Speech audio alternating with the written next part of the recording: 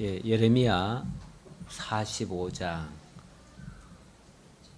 예, 45장이 그렇게 길지 않네요. 예, 45장 1절로 5절이니까 우리 한번 좀 교독을 해볼까요? 유다의 요시야 왕의 아들 여호야김 넷째 해에 네리야의 아들 바룩이 예레미야가 불러주는 대로 이 모든 말을 책에 기록하니라. 그때 선지자 예레미야가 그에게 말하여 이르되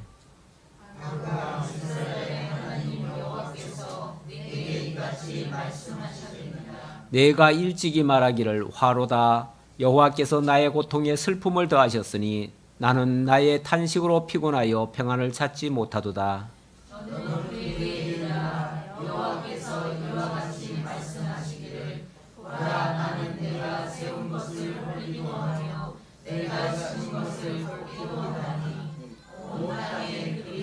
다 같이 내가 너를 위하여 큰 일을 찾느냐? 그것을 찾지 말라. 보라, 내가 모든 육체의 재난을 내리리라. 그러나 내가 가는 모든 곳에서는 내가 너에게 내 생명을 노량물 주듯 하리라. 여호와의 말씀이니라. 아멘. 지난주까지 이스라엘 민족이 패망하고 또 자중질환이 일어나서 쿠데타가 일어나고 그래서 도저히 여기서도 못 살겠고 저기도 못 살겠고 그래서 살겠다고 애굽으로 도망가는 그런 내용을 소개했습니다. 근데 하나님께서는 한결같이 애굽으로 내려가는 자는 망할 것이다. 너희들은 살러 가지만은 살러 가는 그곳은 죽을 곳이다. 만약에 거기서 살려면은 도망쳐 나와라. 이렇게 말씀하시죠. 그러면서 오늘 45장으로 넘어가면 45장부터는 그 애굽이 왜 살지 못할 곳인가를 소개하는 내용이에요. 어찌 보면 이 애굽은요, 진작부터 하나님께서 멸망을 예고한 곳이에요. 하나님의 진노의 대상이었어요. 그러니까 하나님의 진노의 대상을 사는 곳이라고 달려간다면 그곳은 오히려 죽음의 장소가 될 것이다. 그런데 사람들은 꼭 곧 죽을 것 같지만은 그래도 거기 가면 살 것이라고 하는 그런 생각을 할 때가 종종 있어요. 대표적인 곳이 어디냐면은 롯이죠. 롯. 아브라함의 조카 롯. 롯 맞죠? 롯이 아브라함이 이제 아브라함하고 조카하고 이렇게 싸웠잖아요. 싸우고 나서 우리 이제 어쩔 수 없이 헤어져야 되겠다. 그래서 네가 우하면 내가 좌하고 네가 좌하면 내가 우하겠다. 네가 어디를 갈래 했더니 소돔성을 고릅니다. 그러면서 그 소돔성을 향해서 뭐라고 표현이 나오냐면 이 소돔성은 에덴 동산 같고 여호와께서 지으신 에덴 동산 같대요. 그곳이. 그런데 그곳은 사실 조금 있으면 하나님께서 하늘에서부터 불벼락을 내려가지고 망할 곳이거든요. 곧 망할 도시인데 그곳이 사람이 보기에는 그것도 욕심의 눈이죠. 욕심의 눈으로 바라보기에는 여호와의 동산같이 그렇게 아름답고 그렇게 문명이 발달하고 거기는 안전하고 거기는 행복이 보장될 것 같은 그런 착각을 불러오는 거죠.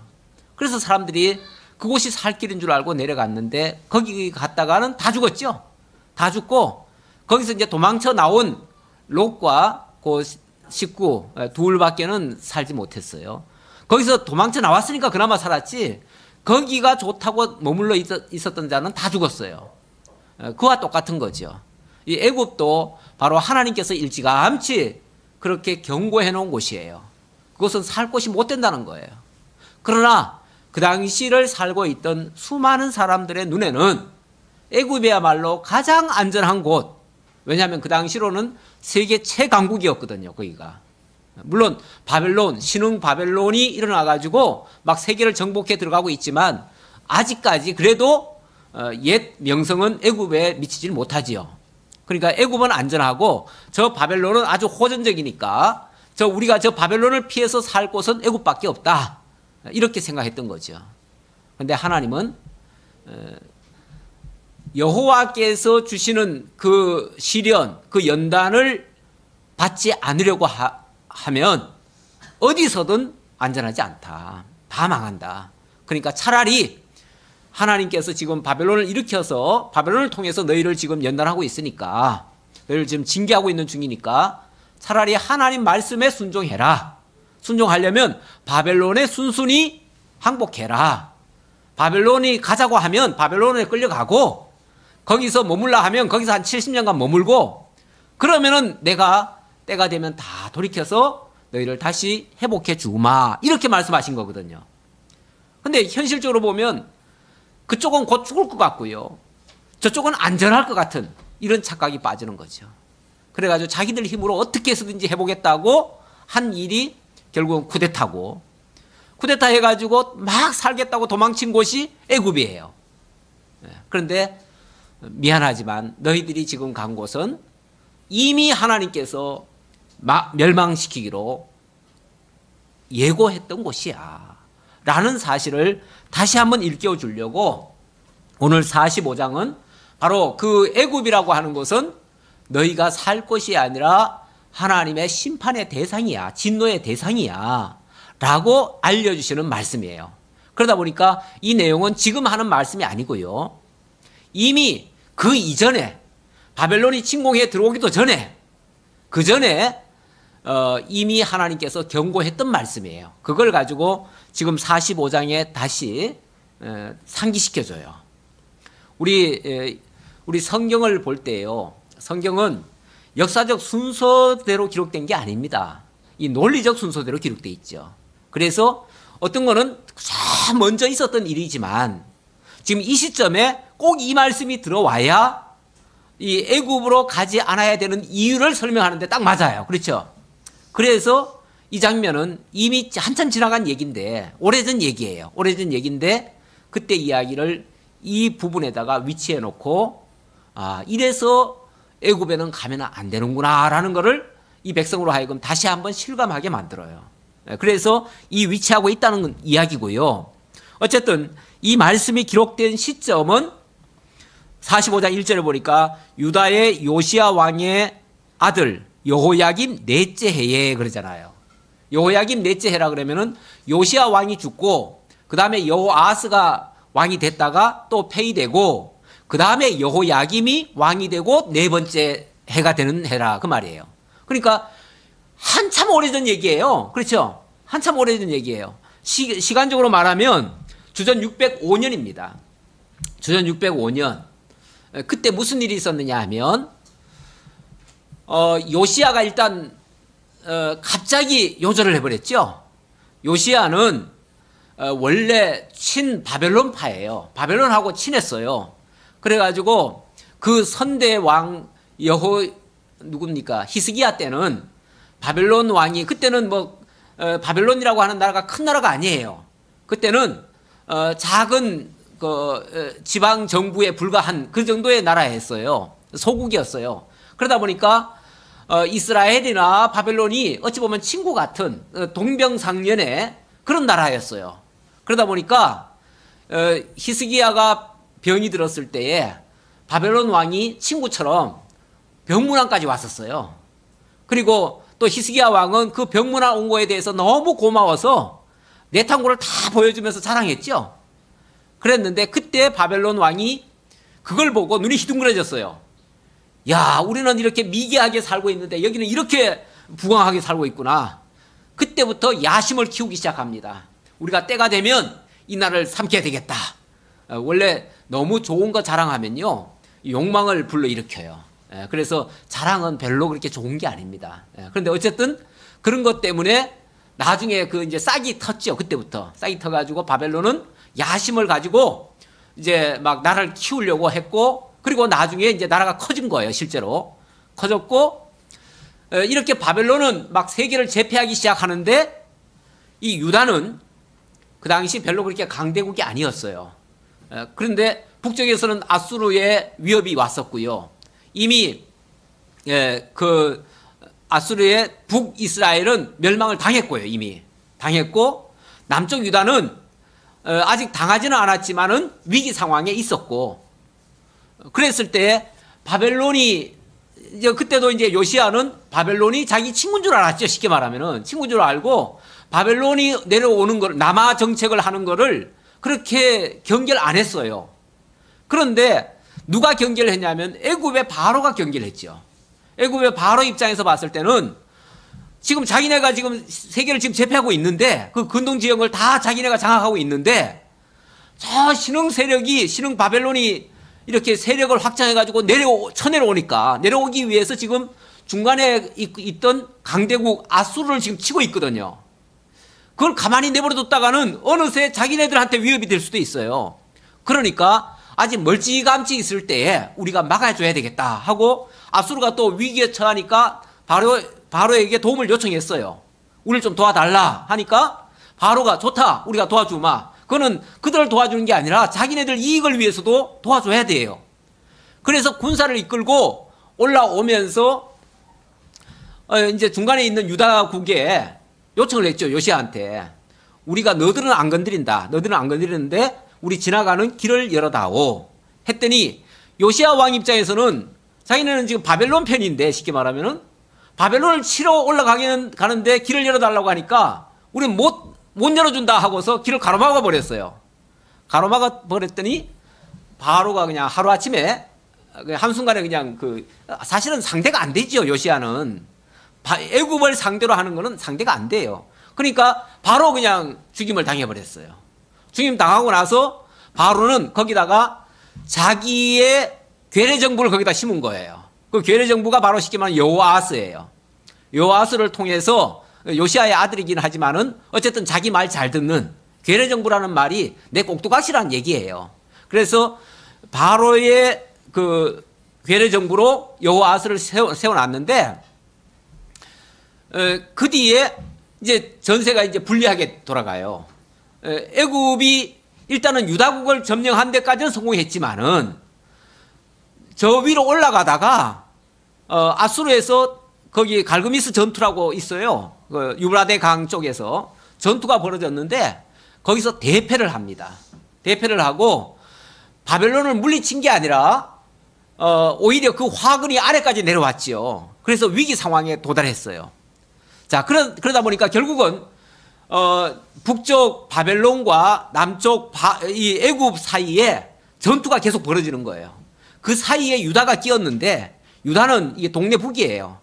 한 번은 이쪽에서 치면은 이쪽에 그냥 휩쓸리고 한 번은 이쪽에서 치면은 이쪽에서 휩쓸리고 이래가지고 한때는 바벨론 편에 섰다가 한때는 또 애굽 편에 섰다가 그러면서 동네 북처럼 그냥 고래 싸움에 새우등 터지듯이 터졌죠. 그런 위기 상황에서 예레미야가 뭐라고 그랬냐면은 하나님께서는 지금은 바벨론을 일으키셨다. 바벨론을 일으키셔서 지금 우리를 지금 징계하고 계신다. 그러니까 순순하게 바벨론에게 항복을 해라. 쉽게 말하면 애굽 편 들지 말고 애굽 자꾸 도와달라고 해도 애굽 편 들지 말고 바벨론에게 항복해라. 이렇게 했어요. 그런데 참 희한하게도요. 애굽이 점령했을 때는 바벨론 편을 들고요. 바벨론이 점령하면은 애굽 편을 들고요. 왜냐하면 자기네들 피할 길이 그쪽이라고 생각하는 거예요. 예. 그러니까 어느 쪽이 점령하든지 점령하는 것은 적이 되고 우리 살 길은 저쪽이다. 이렇게 생각을 하는 거죠. 그게 이제 매번 화근이 돼요. 그래가지고 이쪽에서도 당하고 저쪽에서도 당하는데 그럴 때 예레미야가 이런 식으로 바벨론에 항복하라고 하니까 여호야김 왕이 예레미야를 쉽게 말하면 성전 출입 금지를 시켜버려요. 그래가지고 활동을 못하게 해버려요. 활동을 못하니까 자기가 이 말씀을 전해야 되는데 하나님의 말씀을 선포를 해야 되는데 선포를 할 수가 없어요. 그러니까 대신 바룩을 내세워가지고 바룩한테 하나님의 말씀을 전달을 해줘요. 그래서 이 장면은 그 바룩한테 예레미야가 말씀을 들려줘서 바룩으로 하여금 기록해서 전달하게 하는 그런 내용이에요. 그래서 유다의 요시야 왕의 아들 여호야김 넷째 해에 네리야의 아들 바룩이 예레미야가 불러주는 대로 이 모든 말씀을 책에 기록하니라. 그래서 바룩이 예레미야 대신 이제 말씀을 받아가지고 백성들에게 전달하는 그 역할을 하고 있어요. 어쨌든 말씀 받는 거는 선지자 예레미야가 받아요. 그때 선지자 예레미야가 그에게 말하 이르되, 바룩에게 말하 이르되, 바룩아, 이스라엘의 하나님 여호와께서 내게 이같이 말씀하셨느니라. 너에게 이같이 말씀하셨느니라. 너가 일찍이 말하기를 화로다. 여호와께서 나의 고통에 슬픔을 더하셨으니 나는 나의 탄식으로 피곤하여 평안을 찾지 못하도다. 이거는 바룩이 한 말이에요.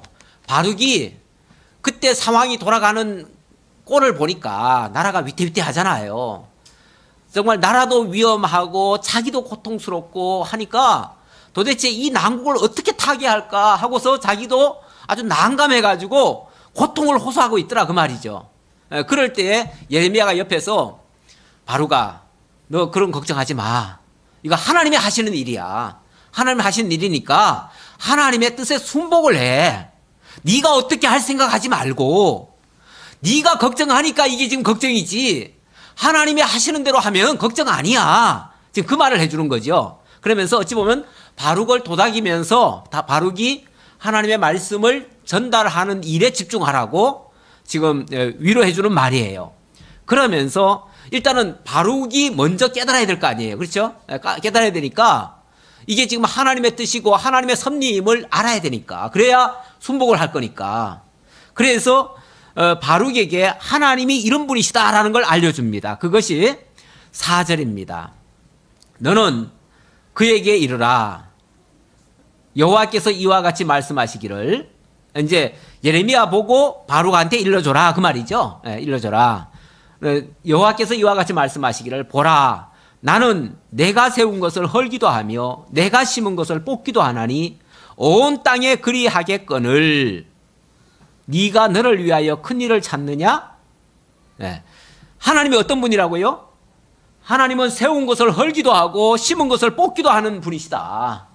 이런 역사를 너희들한테만 하는 게 아니라 온 땅에 그렇게 한다. 하나님은 온 천하에 모든 강대국조차도, 모든 열국도 하나님이 다 주관하시고 다스리시고, 한 나라를 망하게도 하시고 흥하게도 하시고 세우기도 하시고 패하기도 하시고, 하나님 절대적인 주권 가지고 하나님의 능력 가지고 다 하신다. 그런 일에 내가 무슨 수를 쓰면은 바뀌어질까요? 내가 걱정하면 그게 뭐 어떻게 안 되나요? 그런 일이 안 이루어지나요? 다시 말하면은 바벨론이 지금 막 신흥 강대국이 돼가지고 막 침범에 들어와요. 그리고 이쪽에서도 막 그걸 방어하겠다고 막 치는데 그 사이에서 우리 막 새우등 터져요. 자, 그러면 우리가 어떤 수단 쓰고 방법 쓰면은 이쪽에 붙으면 괜찮고 저쪽에 붙으면 괜찮고 어떤 뭐 새로운 어떤 방법을 쓰면 되나요? 안 돼요. 이거 지금 하나님이 하시는 일이에요. 지금 어떤 사람이 지금 어떤 공작해가지고 이렇게 저렇게 바뀌는 일이 아니에요. 지금 이게. 지금 세계가 움직이고 있는데 이 세계가 움직이는 게 어떤 누구의 문제 때문이 아니고 지금 하나님이 지금 그 세계의 사람들을 움직여가지고 그 사람들 마음속에 역사해가지고 지금 이런 일이 일어나고 있어요. 그런데 네가 어떤 공작을 해서 지금 될 일이 아니다 그 말이죠. 그러니까 네가 염려하지 말아라. 지금 왜냐하면 바룩이 그것 때문에 신경을 많이 쓰고 있잖아요. 고민을 하고 있잖아요. 막 탄식을 하고 있어요. 그러니까 왜 네가 신경 쓰니? 너 신경 쓸 일이 아니야. 너 신경 쓴다고 될 일이 아니야. 그 말이죠. 그러면서 네가 너를 위하여 큰 일을 찾느냐? 이 말은 네가 어떤 뾰족한 방법을 찾아가지고 그걸로 통해서 이 문제를 해결하려고 하느냐 그 말이죠. 안 된다. 그럴 필요가 없다. 그럴 필요 없다. 그러면서 그것을 찾지 말라. 너 그만둬라. 그런 짓 하던 거 다 그만둬라. 누구하고 왜 이 국제 간에 막 어려움이 오고 뭐하고 하면은 막 쫓아다니면서 이 사람 붙들고 뭐 어떻게 하고 저 사람 붙들고 뭐 어떻게 하고 막 협상하고 뭐 타협하고 뭐 하고 뭐 하려고 하잖아요. 또 뒤로는 어떤 뭐 공작을 하고 뭐 하잖아요. 그게 다 어찌 보면 소용없는 짓이다. 너는 아예 그런 생각 하지도 말아라. 그러면서 보라, 내가 모든 육체의 재난을 내리리라. 모든 육체의 재난을 내리리라. 지금 결국 이렇게 되어지는 일을 통해서 모두가 다 재난을 받을 것이다. 원래 전쟁이라고 하는 거는요, 전쟁이라고 하는 거는 원래 승자도 패자도 승자도 없습니다. 원래 승자가. 왜냐하면 전쟁이 일어나면 모두가 다 패자가 돼요. 그렇잖아요? 전쟁이 일어나면 아무리 승전국이라 할지라도요, 희생 없는 승전이 없어요. 그러면은 안 했던 것보다, 전쟁 안 했던 것보다 훨씬 더 손해가 나요. 그러니까 전쟁은 기본적으로 모두에게 피해를 주는 것이 전쟁이에요. 예. 이겨도 상처뿐인 영광이에요. 그게 전쟁이거든요. 그래서 전쟁 치르고 나면 전후 복구비가 어마어마하게 들어가요. 예. 그거 복구하기가 쉽지 않아요. 한참 후퇴할 수 있어요. 근데 하나님께서는 가끔씩 너무 빨리 달려가니까 앞으로 조금 뒤로 백시키려고 전쟁 같은 것도 한 번씩 주시죠. 가끔씩은 줘요. 인류 역사에 보면 너무 앞으로만 막 정신없이 달려가니까 하나님이 정신 차리라고 이렇게 브레이크 밟는 모습이 전쟁이나 이런 일들이에요. 그런 일들이 종종 일어나는 것은 하나님의 어떤 역사예요. 어쨌든 자, 이 전쟁을 통해서 모든 육체의 재난을 내리리라. 그러나 내가 가는 모든 곳에서는, 그러니까 네가 가는 모든 곳에서는, 네가 하는 모든 일에서는 내가 너에게 내 생명을 노량물 주듯 하리라. 여호와의 말씀이니라. 근데 이 말이 좀 약간 의아하지요? 어떻게 들려요? 여러분들은 어떻게 들어요? 네. 그러나 네가 가는 모든 곳에서는 내가 너에게 내 생명을 노량물 주듯 하리라. 무슨 뜻이에요? 근데 이게 사실은 좀 번역이 정말 너무 애매하게 번역을 해놓은 것 같아요. 이게 본 뜻은 그런 게 아니고요. 이건 잘못 들으면요, 내가 너에게 너의 생명을 노량물 주듯 하리라 했으니까 마치 바룩의 생명을 갖다가 남들에게 노량물 주는 것처럼 느껴지잖아요. 근데 이건 사실 정반대 말이에요. 그게 아니고 그러나라고 하는 말 자체가 벌써 정반대되는 말이에요. 예. 쉽게 말하면 모든 육체가 다 재난을 받아요. 그러니까 모두가 다 패자가 돼요. 그러나 너만은, 그러나 했으면 너만은 안 그렇다고 말이에요. 너는 생명을 보호받고 너는 안전하고 너는 마치 무엇과 같이 보호를 받냐면 너에게 내 생명을 노량물 주듯 하리라. 그러니까 이 번역이 좀 매끄럽지 않은 거죠. 우리가 노량물이라고 하는 거는 승리한 다음에 거두는 것이 노량물이죠. 근데 하나님이 이 바룩에게 노량물 주듯이 하리라, 이 뜻이에요. 그러니까 네 생명이 그만큼 안전하고 네가 승리하게 될 거다, 이런 얘기예요. 그래서 바룩은 안전하다 그래요. 그러니까 모든 사람이 다 재난을 받는 가운데서라도 바룩 너는 안전할 것이다. 그러니까 뭐 할 수 있어요? 그게 사실로 믿어지면 담대할 수 있죠. 막말로 무슨 짓을 해도, 어떤 전쟁 상황에 휘말려도 나는 안 죽는다, 나는 불사조다, 그럼 뭐 할 수 있어요? 뭐든지 다 할 수 있죠. 내가 불사조라는 확신만 들면은 뭐 할 수 있어요? 불구덩이도 들어갈 수 있잖아요. 그렇죠? 무슨 일이라도 할 수 있죠. 하나님이 하라고 하는 일은 그게 불구덩이라도 들어갈 수 있어요.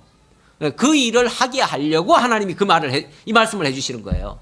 그러니까 바룩아, 너는 하나님이 책임져. 너 보장해. 너는 승리자야. 너 생명은 내가 쥐고 있어. 그러니까 너 생명은 털끝만치도 아무도 못 건드려. 그러니 너는 내가 하라는 대로만 해. 하나님의 말씀이죠. 그러니까 하나님의 말씀만 전하라고 하는 강력한 표현이에요. 그래서 이 말은 바룩에게 보호해 주겠다고 하는 하나님의 확약이에요. 근데 이게 제가 몇 번을 읽어봤어요. 제가 이 부분 때문에. 여기 아무래도 이게 내가 듣기에도 이해가 잘 안 돼가지고, 그래서 제가 다른 번역서를 또 참고해가지고 확인해서 제가 말씀드리는 겁니다. 그러니까 이건 틀림없는 하나님의 보호 약속이지, 진짜 너도 죽을 수 있다 이런 얘기가 아니에요. 문자처럼. 46장입니다. 이방 나라들에 대하여 선지자 예레미야에게 임한 여호와의 말씀이니라. 그런데 이게 이제 애굽을 필두로 해서 애굽만이 연결된 게 아니에요. 이게 어찌 보면 세계 대전이에요. 세계 대전. 그 당시에 그 중동 지역을 중심으로 한 세계 대전이에요. 그게 세계 대전이기 때문에 어느 한두 나라에만 국한된 얘기가 아니고요. 그 주변에 있는 모든 나라에 다 연결이 돼 있어요. 그래서 망해도 같이 망하고요. 어려움을 겪어도 같이 어려움을 겪어요. 그래서 이방 나라들에 대하여 선지자 예레미야에게 임한 여호와의 말씀이니라. 특히 그 중에서도 첫 번째는 애굽에 관한 것이라 라고 했어요. 자, 애굽에 관해서 곧 유다의 요시야 왕의 아들 여호야김 넷째 해에, 그러니까 이 말씀을 한 때는 아까도 얘기했듯이 벌써 오래전 얘기예요. 오래전에 이 말씀을 하나님은 하셨었다. 그걸 다만 지금 밝히는 거다. 이 시점에 왜 애굽으로 가서는 안 되는가에 대한 해명을 하기 위한 그런 답변서로서 이 말씀을 지금 기록하고 있다 라고 하면서 애굽에 관한 것이라 곧 유다의 요시야 왕의 아들 여호야김 넷째에 유브라데 강의 강가 갈그미스에서 바벨론의 느부갓네살 왕에게 패한 애굽의 왕 바로 느고의 군대에 대한 말씀이라. 그러니까 제가 아까 그런 얘기 잠깐 했잖아요. 이제 애굽이 쉽게 말하면은 저 아수르를 도와주러 저 북쪽까지 올라가요. 올라가가지고 바벨론과 맞닥뜨려져요. 그 맞닥뜨린 그 전투지가 어디냐면 갈그미스예요. 유브라데 강가인데 거기까지 올라가서 바벨론군과 이 바로군이 충돌을 해요. 충돌을 하는데 거기서 승리하는 것이 아니라 대패를 당해요. 그때에 이루어질 말씀, 이거는 그 전쟁이 일어나기 전에 예언한 말씀이에요. 그러니까 예언하기 전에 이 말씀을 했으니까 당연히 나중에는 이렇게 됐겠죠. 그렇죠?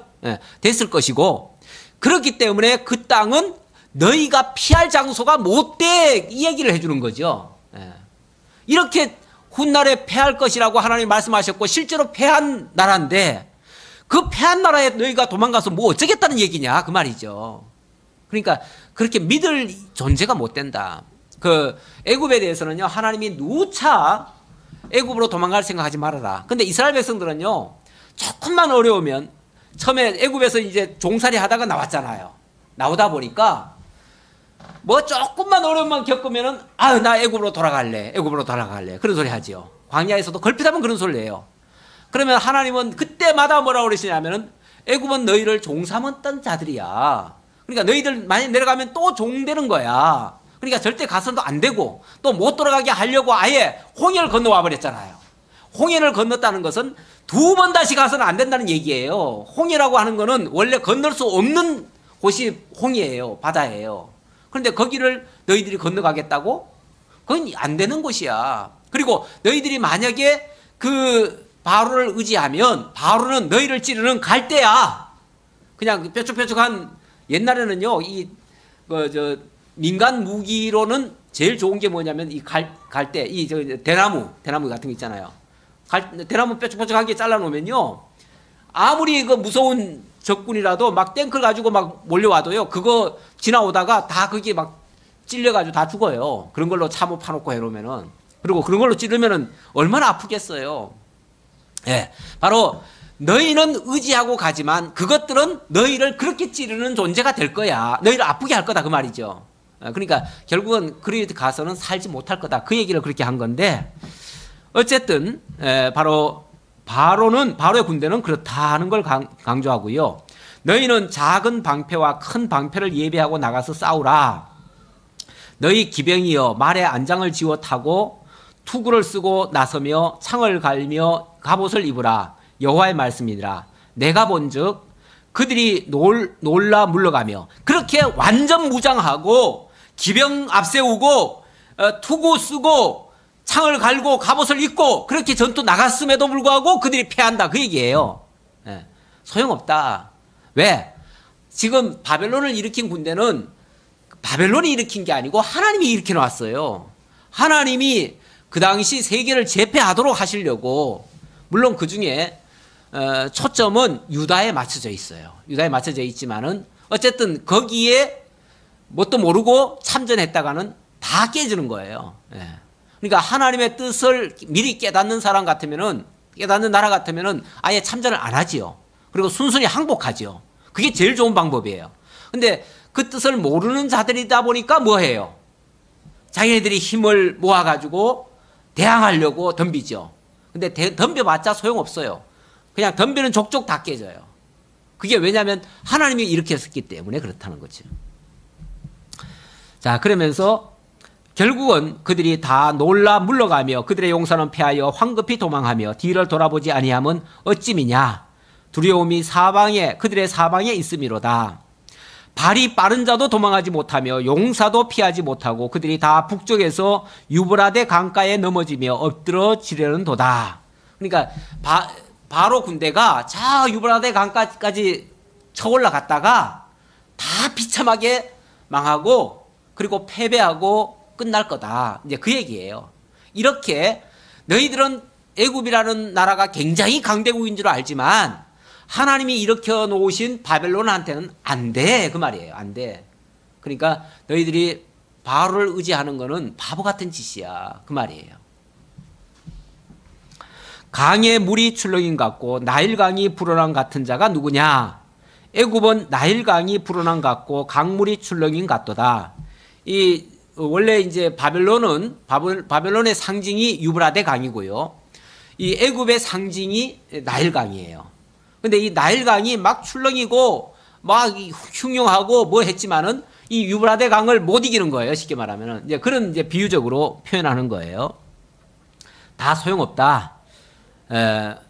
그래서 애굽은 나일강이 불어난 것 같고 강물이 출렁인 것 같도다. 그가 이르되 내가 일어나 땅을 덮어 성읍들과 그 주민을 멸할 것이라.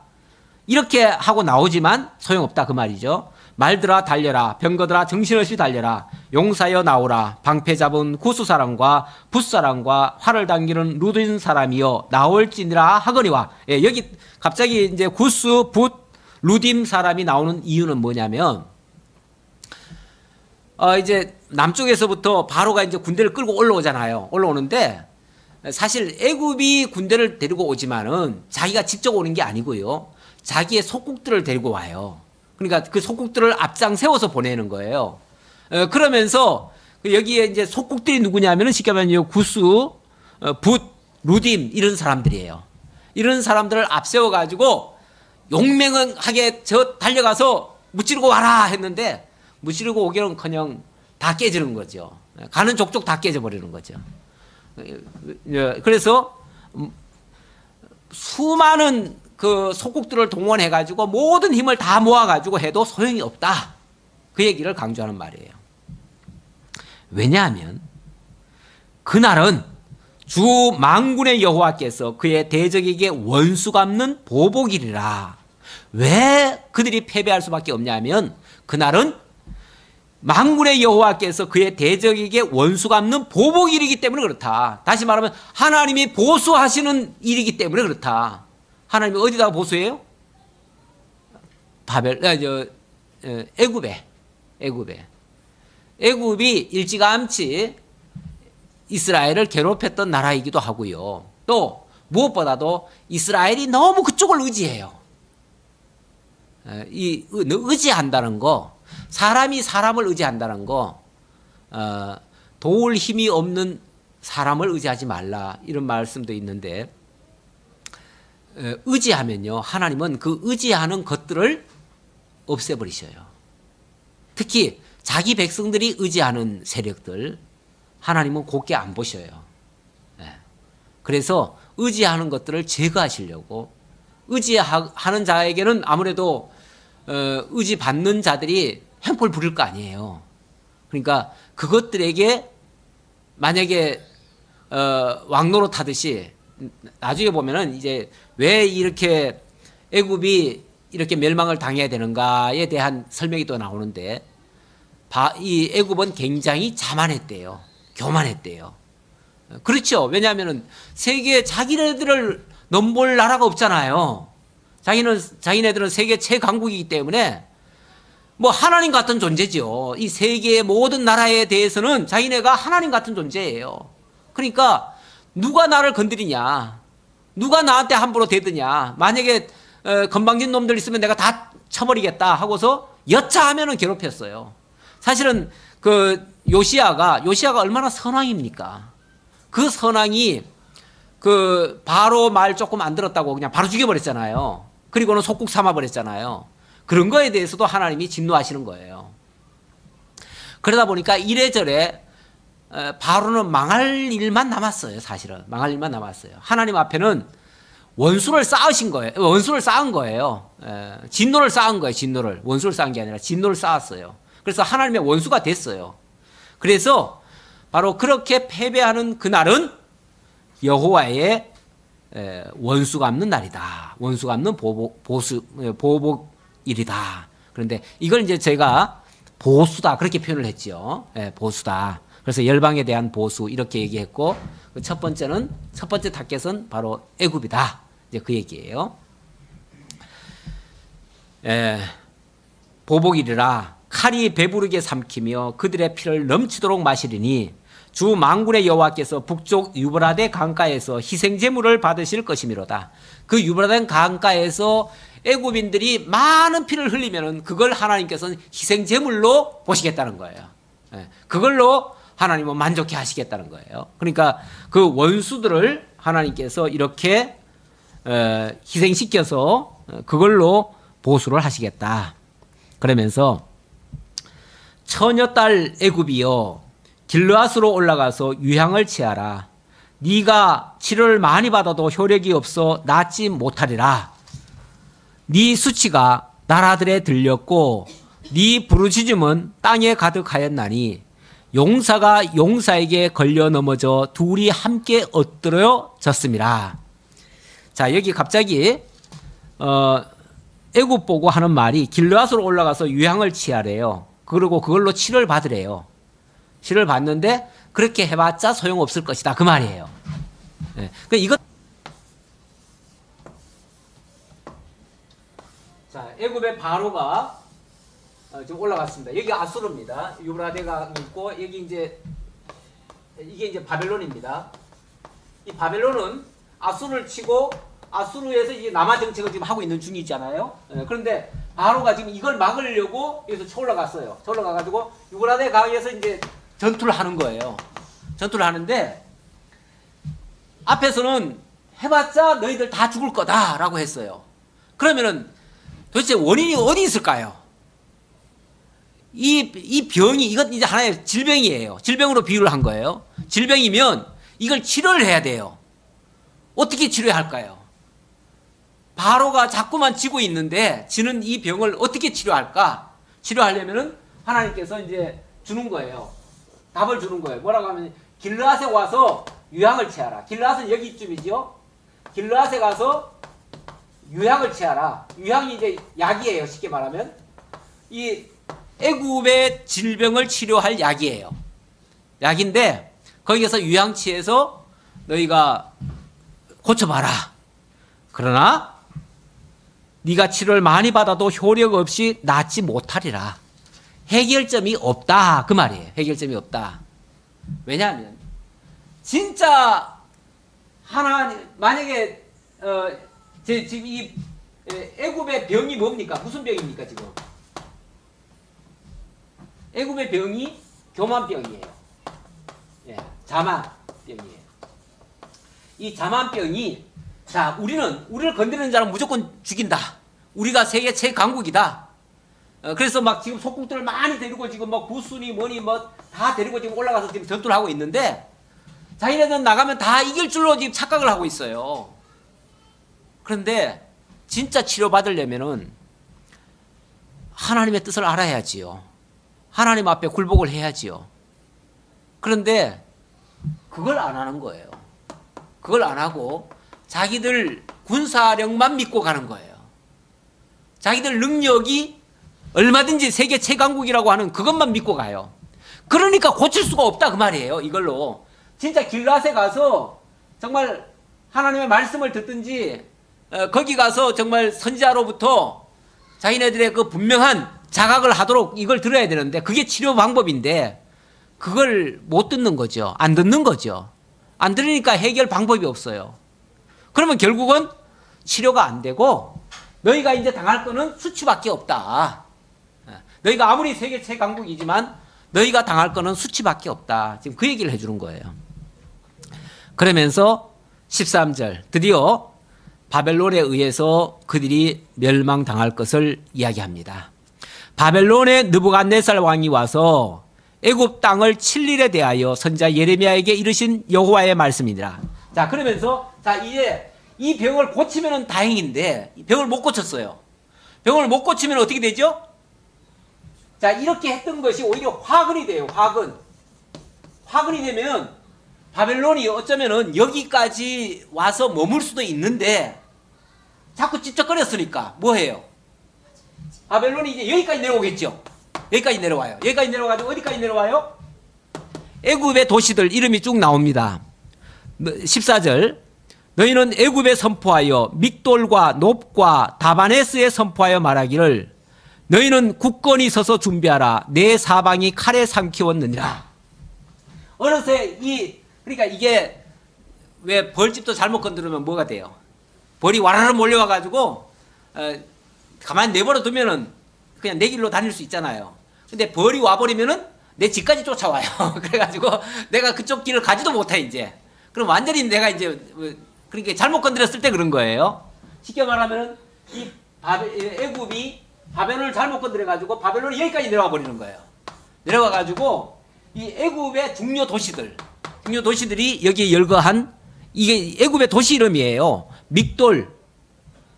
왜 이스라엘 백성들이 애굽에서 이게 탈출할 때 믹돌과 비하이롯 사이 뭐 그 얘기 나오죠. 그 믹돌일 거예요 아마. 그러니까 이게 애굽의 도시 중에 하나고 놉, 다바네스. 이 다바네스는 지난번에 이스라엘 백성들이 갈대아로 끌려가려고 할 때 쿠데타가 일어난 다음에 도망을 간 곳이 어디예요? 이 다바네스예요. 그러니까 이스라엘 백성들이 살겠다고 도망간 곳 그곳까지 바로의 군대가 쳐내려온다 그 말이에요.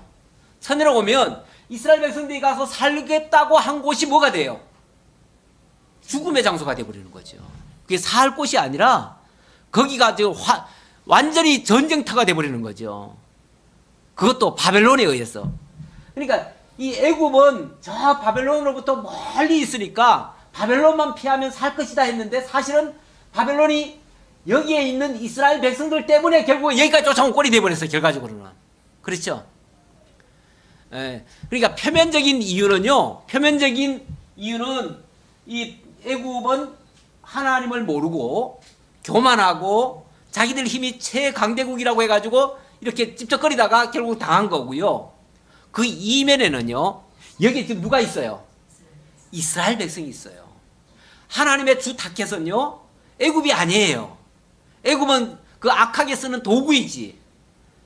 하나님이 간섭하시려는 것은 그 애굽 안에 있는, 애굽을 의지하고 있는 이스라엘 백성들이 하나님이 지금 연단하고자 하는 대상이에요. 그러다 보니까 이스라엘 백성들이 여기 지금 다바네스에 가서 지금 살고 있다고 지금 여기 다 도망갔잖아요.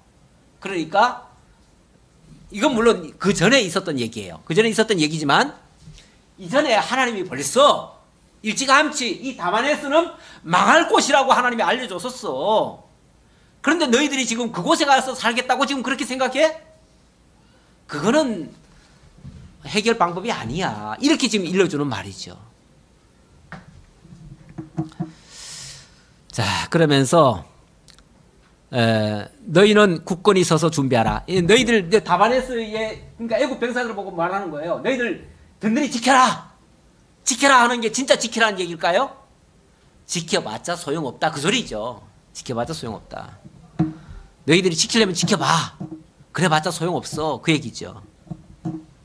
왜냐하면 내 사방이 칼에 삼키웠느니라. 다 에워쌌어요. 칼로 다 에워싸니까 뭐 거기서 아무리 지킨들 뭐 하겠어요. 소용없지요. 이미 다 포로됐는 걸 뭐. 그가 많은 사람을 넘어지게 하심에 사람이 사람 위에 엎드러지며 이르되 일어나라 우리가 포악한 칼을 피하여 우리 민족에게로 우리 고향에게로 돌아가자 하도다. 엄청난 피해가 있을 것을 얘기하고요. 그들이 그곳에서 부르짖기를 애굽의 바로 왕이 망하였도다. 애굽의 바로 왕이 망하였도다. 이제 그래서 여기서 이제 외치는 말이 이제 그 말이죠. 아유, 우리 이제 다 망했어. 애굽의 바로 왕까지 망했어. 이제는 아무것도 의지할 데가 없어. 이런 소리가 나올 거다 그 말이죠. 이제 요거는 이제 앞으로 이렇게 나올 거다라는 얘기예요. 예. 그가 기회를 놓쳤도다. 기회를 놓쳤도다. 예, 아까 길롯에 가서 유황으로 받아가지고 그 치료해라 그랬는데 이 교만병이 안 고쳐지면은 결국은 기회를 놓친 거죠. 예. 만군의 여호와라 일컫는 왕이 이르시되, 자, 이 모든 것을 주관하시고 다스리시고 역사하시는 분이 누구시냐면 만군의 여호와라 하시는 분이에요. 그분이에요. 그분이 진짜 왕이에요. 바로가 왕이 아니라 이분이 진짜 왕인데 이분이 만군의 여호와라 일컫는 왕이셔요. 이분이 말씀하시기를, 예, 이르시되 나의 삶으로 맹세하노니 그가 과연 산들 중에 다볼같이 해변의 갈멜같이 오리라. 애굽에 사는 딸이여, 너는 너를 위하여 포로의 집을 꾸리라. 노비 항무하며 불에 타서 주민이 없을 것입니다. 애굽에 사는 딸이여, 결국 여기 살겠다고 도망간 자들이요, 하나님의 백성들이요, 하나님이 자기 백성들을 향해서 딸이라고 표현도 하지요. 사랑스럽게 부르는 이름이죠. 야, 이제라도 보따리 싸 그 말이죠. 보따리 싸가지고 뭐 해요? 여기서 도망쳐 나와야지요. 살 길은 도망쳐 나오는 게 살 길이에요. 여기 머물러 있다가는 같이 망해요. 예. 예, 거기서 빨리 안 나오면, 거기서 짐 빨리 꾸려 나오지 않으면 노비 황무하여 불에 타서 주민이 없을 것입니다. 다 망할 것이다. 애굽은 심히 아름다운 암송아지일지라도 북으로부터 새파리 떼가 줄곧 오리라. 북에서부터 이 바벨론이 시커먼 놈들이 달려오는데 이게 새파리 떼 같은 놈들이 몰려 들어와요. 그러면 아무리 아름다운 암송아지일지라도 새카맣게 될 거다. 예, 암송아지도 그냥 새파리 떼가 모여들면은요, 우리는 실감이 안 나지만 이 중동 지방이나 아니면 저 아프리카나 이런 데 보면요, 이 파리 떼나 또는 이런 어떤 곤충 중에서도 막 흡혈귀 같은 그런 것들이 있어요. 그런 것들이 막 새카맣게 몰려들면 꼼짝 못하고 다 그냥 쪽쪽 빨리고 다 죽는 거예요. 예. 아무리 아름다우면 뭐예요? 그런 상태에서. 또 그 중에 고용꾼은 살찐 수송아지 같아서 돌이켜 함께 도망하고 서지 못하였나니, 이 고용꾼이라는 것은 이 애굽의 앞잡이가 돼가지고 같이 합세하고 이런 군대들 많잖아요. 아까 얘기했던 뭐 구스나 뭐 노비나 뭐 여러 나라들 있잖아요. 그런 것들도 다 소용없어요. 같아서 함께 도망하고 서지 못하였나니 재난의 날이 이르렀고 벌받는 때가 왔습니다. 애굽의 소리가 뱀의 소리 같으리니 이는 그들의 군대가 벌목하는 자같이 도끼를 가지고 올 것입니다. 벌목하는 자가 도끼 가지고 와가지고 막 찍어내듯이 이렇게 할 것이니까 결국은 뱀 소리 내면서 도망가듯이 그렇게 될 것이다. 비참하게 될 것이다. 그런 얘기죠. 여호와의 말씀이니라. 그들이 황충보다 많아서 셀 수 없으므로 조사할 수 없는 그의 수풀을 찍을 것이라. 이 바벨론 군대의 특징 중에 하나가 그렇게 막 어마어마한 대군으로 막 한꺼번에 오니까 또 막 너무 급격하게 달려오니까 감당이 안 돼요. 감당이. 뭐 준비할 틈도 없어요. 예. 옛날에 그 몽고 군대가 그랬대잖아요. 몽고 군대가 이 유럽에는요 그렇게 빨리 전쟁을 할 수가 없었어요. 유럽 사람들은 거의 다 이 무기를 가지고 의지를 하거든요. 그래서 뭐 전쟁한다 그러면 한참 막 무기 준비하고 뭐 그러다 보니까 한참 시간이 걸리는데 이 몽고 군대는요 뭐 무기도 많은 거 필요 없어요. 화살이면 돼. 화살에다가 말 한 필. 그러니까 몽고 군대는 희한하게도 말을 타고 화살을 쏠 수 있는 기술이 있어요. 그러니까 가까이 오기도 전에 저 멀리서부터 쏴가지고 그냥 그대로 날아가는 거죠. 그러니까 이쪽에는 대비할 틈도 없이 그냥 한순간에 무너졌다 하더라고요. 예. 그래서 몽고 군대가 그렇게 대단했는데 어찌 보면 이 바벨론 군대도 그런 식이었다.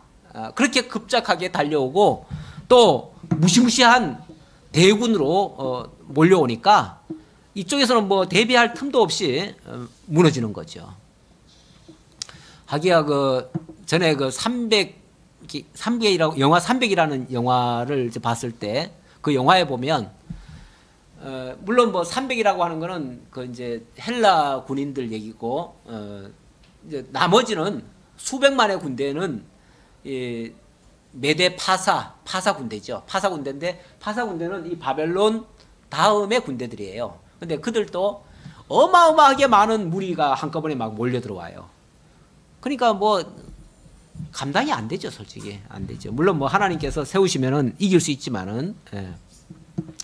그래서 그들이 황충보다 많아서 셀 수 없다. 조사할 수 없는 그의 수풀을 찍을 것이라. 딸 애굽이 수치를 당하여 북쪽 백성의 손에 부침을 당하리로다. 네. 애굽이 아무리 사랑스럽고 아무리 이쁘고 아무리 멋있고 아무리 자랑스러운 나라라 할지라도 이거 감당할 수 없다 그 말이죠. 네. 그래서 수치를 당할 수밖에 없다. 만군의 여호와 이스라엘의 하나님께서 말씀하시니라. 보라, 내가 노의 아몬과 바로와 애굽과 애굽 신들과 왕들 곧 바로와 및 그를 의지하는 자들을 벌할 것이라.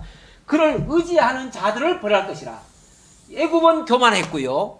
그 주변의 주변의 나라들은 이 교만한 애굽을 의지했어요. 그러니까 무너질 때는 함께 무너지는 거예요. 예. 마치 우상 같은 애굽이 무너지니까 그를 의지했던 자들도 함께 무너질 수밖에 없어요. 내가 그들의 생명을 노리는 자의 손 곧 바벨론의 느부갓네살 왕의 손과 그 종들의 손에 넘기리라. 그럴지라도 그 후에는 그 땅이 이전같이 사람 살 곳이 되리라. 여호와의 말씀이니라. 이게 이제 하나님의 은혜인데 하나님이 이렇게 일단은 애굽을 패하게 하신 후에 다시 또 회복해 줄 거다. 그 얘기예요. 그런 얘기예요. 다시 사람 살 곳이 되게 하겠다. 자, 그리고 27절로 28절은 마지막 애굽에 대한 당부입니다. 애굽에게는 죄송합니다. 애굽이 아니라 이스라엘 유대 민족에게는 하나님의 특별한 이런 환난 가운데서도 특별한 보호를 하시겠다고 하는 그래도 약속의 말씀입니다. 어찌 보면 미우나 고우나 그래도 하나님 자기 백성들 아닙니까? 그러니까 그들은 끝에는 하나님께서 보호해 주시겠다. 27절입니다. 내 종 야곱아 두려워하지 말라. 이스라엘아 놀라지 말라. 보라, 내가 너를 먼 곳에서 구원하여 내 자손을 포로된 땅에서 구원하리니 야곱이 돌아와서 평안하며 걱정 없이 살게 될 것이라. 그를 두렵게 할 자가 없으리라. 물론 이거는 지금 당장 그렇게 하겠다는 얘기가 아니고요. 그 애굽에서 그렇게 하겠다는 얘기가 아니라 하나님께서 장차 포로된 땅에서 구원하겠다고 했잖아요. 포로된 땅에서 구원하겠다고 했으니까 사실 이렇게 되면은 애굽이 패망하고 애굽을 의지했던 자들은 다 망할 거 아니에요. 그러나 살겠다고 하는 자들은 하나님의 말씀을 뒤늦게라도 깨닫고 바벨론에 항복하든지 그렇게 하겠죠. 그렇게 된 자들을 하나님께서 보호해 주시겠다 그런 얘기예요. 예. 그래서 포로된 땅에서 구원해서 야곱이 돌아와서 평안하고 걱정 없이 살게 하겠다. 그때는 내가 두려움 없게 만들겠다. 여호와의 말씀이니라. 내 종 야곱아 내가 너와 함께 있나니 두려워하지 말라. 그러니까 사람들이 생각할 때는 이쪽은 안전하고 이쪽은 두려운 곳이에요. 두려운 곳인데 하나님은 반대로 이곳을 의지하는 자는 다 망하고 이곳은 두려운 곳이 아니라 내가 안전하게 보호하는 곳이야. 그러니까 이곳으로 가는 것이 너희의 살 길이야. 이렇게 얘기하는 거죠. 그러면서 두려워하지 말라. 내가 너를 흩었던 그 나라들을 다 멸할지라도 너는 사라지지 아니하리라. 흩었던 나라들은 다 멸할지라도 사실 지난번에 보면은 대표적으로 애굽을 얘기했지만 이 사람들이 애굽으로만 도망갔습니까? 아니죠. 주변에 뭐 에돔으로도 갔고 뭐 암몬으로도 갔고 뭐 별의별 곳으로 다 도망갔어요. 물론 이쪽으로 도망간 사람들도 있고 그래서 다른 데 갔어도 어디에 갔어도 나중에 가면은 하나님께서 다 그 포로된 땅에서 도망간 땅에서 다 돌아오게 하겠다. 그래서 직접적으로 피해를 입지 않은 자들은 나중에 다 돌아올 수 있는 그런 회복의 길을 하나님이 열어놓고 있어요. 그게 어찌 보면 꺼져가는 등불 마저 끄지 아니하시고 보호하시는 하나님의 특별한 섭리이기도 해요. 네. 자, 그러면서 그 나라들은 흩었던 그 나라들은 다 멸할지라도 너는 사라지지 아니하리라. 내가 너를 법도대로 징계할 것이요 결코 무죄한 자로 여기지 아니하리라 하시니라. 근데 마지막 끝에 또 무슨 말이 나옵니까? 자, 이렇게 끝까지 보호하지만은 그러나 너희들을 무죄한 자로 여기지는 않겠다. 그 말은 뭐예요? 너희들은 죄인이야. 그거는 잊지 말어. 그 말이에요. 하나님이 돌이킨다고 해가지고 다 원성복귀한다고 해가지고 막 죄도 없이 그냥 깨끗하게 의로운 자로 이렇게 인정할 줄 아냐? 너희들은 죄인이야. 그 사실은 기억해. 오늘날 우리들도 어찌 보면 주 예수 그리스도를 영접한 다음에 우리가 뭐 됐습니까? 하나님께로부터 의롭다함을 받게 됐지요. 그럼 우리가 의인입니까? 죄인입니까? 왜 죄인이에요? 의롭다고 하셨는데. 하나님은 의롭다고 칭해 주시는데 우리는 죄인인 줄 기억하고 있어야 돼요. 그래야 겸손하게 하나님 말씀 앞에 순종하지. 안 그러면 또 병 걸려요. 무슨 병? 요 병. 요 병 걸리면요, 길라세 가서 향료 가져와도 소용없어. 못 고쳐 이거. 무슨 수도 못 고쳐. 이 교만병이 제일 큰 병이에요. 교만병 걸려놓으면 자기는 의로운 줄 알고, 자기 의로운 줄 아니까 남은 다 또 악인인 줄 알아. 그러니까 남은 정죄하고 자기는 잘난 체하고, 이게 얼마나 큰 병인지 몰라요. 우리 예수 믿는 사람들 정말 겸손하게, 교만하면 하나님은 무찌르신다고 그랬어요. 겸손한 자를 물리치시고, 겸손한 자는 뭐 하시고? 지켜주시고, 이 교만한 자는 물리치시고, 그렇게 하신다 했어요. 기도합시다.